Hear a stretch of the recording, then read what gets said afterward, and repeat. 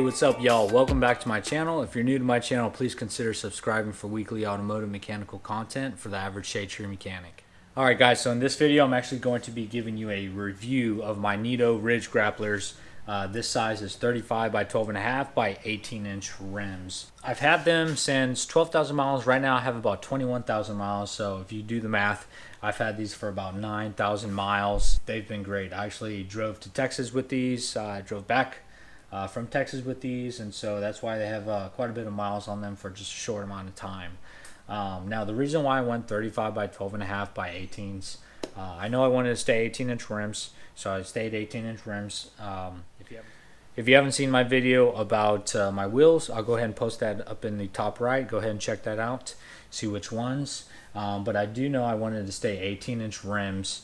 And then throw on 35s by 12.5, knowing that the truck already looks big, and so throwing on 35s should suffice for the size. Although it didn't really look proportional. It does look good, don't get me wrong. 35s do look good on this, but I think it's, what is it, 34.4, 34.6 tall. But when you actually throw it on the truck and you put it to the specific PSI that's best for best tread pattern, with each revolution, which is about 60 psi for the front and 50 for the rear. Once they're hot, they are actually only about 33.75 inches tall on the truck. If you think you're getting 35s, I'll take another close look at that and see what the actual dimensions are for the wheel or for the tire, and then it'll actually decrease in height due to the fact that the weight of the truck and as well as the pressure. So if this was at probably 80 psi, it may be 34.4, 34.6, which is what it's rated at, or what the length of or the height of the tire is from factory. All right, so it's actually 33.75, and so when I'm calibrating the speedometer, you actually put in that height, the height that it is right now, with what pressure it is hot, so that the truck can be smart and be educated of what actual size of tire is actually getting spun. So it actually reads correctly, also helping out the transmission shift at those better points. Alright, so the reason why I went Nitto Ridge Grapplers were because the reviews were phenomenal. Everyone loves these Nittos. They're also quiet. I also like the fact that they're hybrid, so most of my driving is highway and city. I have yet to really take these off-road and use them for what a true off-road, or say if I was working construction or going out to the lease to go hunt and whatnot, then it would probably make a little more sense. I do most of my driving on the highway and city, and so I wanted something that was quiet, something that I would be able to depend on if I do take it off-road. Based off of when I first got these mounted on from Discount Tire, they're extremely quiet.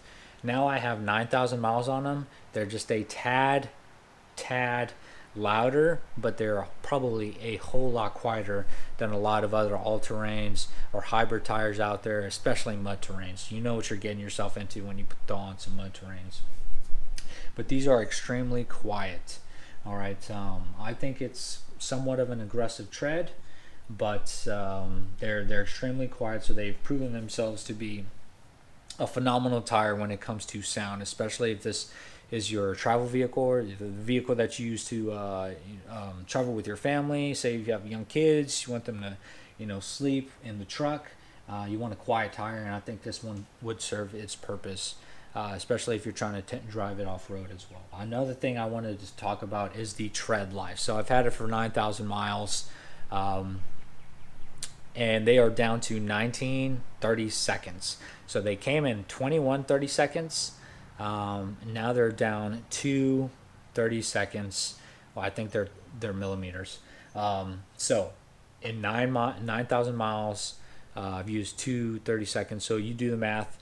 These tires can last a whole lot longer than the Firestone HTs or ATs that come from factory with our trucks. So if this is something that you want to keep for a long time, I think that the truck, especially if you plan on driving it the way I do, a lot of highway, a lot of city, daily driving, no towing, these tires will serve a good purpose for you. Now that's not the usual usable tread amount. You'd probably subtract 3 or 4 millimeters from the 19-30 seconds, and that's really that legal limit that you will put your tires at. So really usable tread, we're looking at 16 or 15, 30 seconds of tread. So it still has plenty of life. These things are phenomenal in the rain. That's one thing I wanted to keep in mind. I've gone down 3 times on my motorcycle. Twice were in the rain. Third time I was pulling some wheelie. Long story short, went down, but it wasn't raining. So driving in the rain is kind of a little sketchy for me. So I wanted a tire that I can feel comfortable with, and that's why I don't go cheap with my tires. So this tire is definitely proven well in the rain. I haven't driven it in the snow, really off-road. I feel like this tire would be a beast.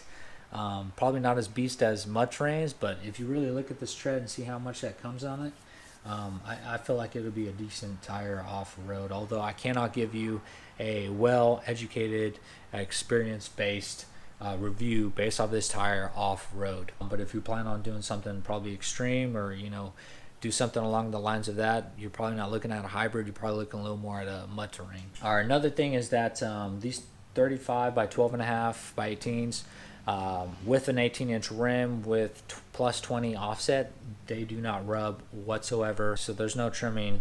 The tire fits well based off of that offset. And I think if you're looking at wheel rims that do not rub any for 35, so you got to look in between plus 18 and plus 25. I think that's the sweet spot of what you can use for 35s and not have any rubbing anywhere. And then just one last thing. So these come with 2 different sides. Discount Tire actually asked me which side I wanted to get these mounted on. I wanted the little more aggressive side mounted. I wanted the more aggressive side to be mounted on the outside, obviously, than the inside. So the inside has a little less aggressive sidewall tread, as you can see right here. That'll serve its purpose. If you curb check something, it's going to hit the sidewall. It pokes out quite a bit. That's one thing to keep in mind if you do plan on getting these tires. Overall, I highly recommend these tires. Now here's the kicker. I'm actually replacing these with the Cooper Discoverer AT3 XLTs, and I'll give you a reason why. I do plan on keeping these due to the fact that once I re-gear, or say when I delete, I'll have these tires to throw back on, and all is well. But for now, I want to go with a 59-pound tire, and I've heard nothing but great things about the Cooper Discoverer AT3 XLT tires, and so I'm willing to go that route in 285/75 18s, which is roughly 0.2, 0.4 taller than these. So roughly the same, it'll fill up the wheel well really well, but it won't be as wide. I think it's, 11 and a half or 11 inches wide compared to 12 and a half. All right, and so that's going to be the main difference. The other main difference is going to be that tire is 59 pounds. This one's actually 74 pounds, and it's F load rated with 12 ply. The Cooper Discoverer AT3s XLTs are actually E ply or E rated, and only have 10 plies. And so based on my driving habits and my driving style, it makes sense for me to go with a not so big tire, a lighter tire, as well as not really needing 12 ply instead of 10, so everything kind of makes sense. Now I do plan on keeping these.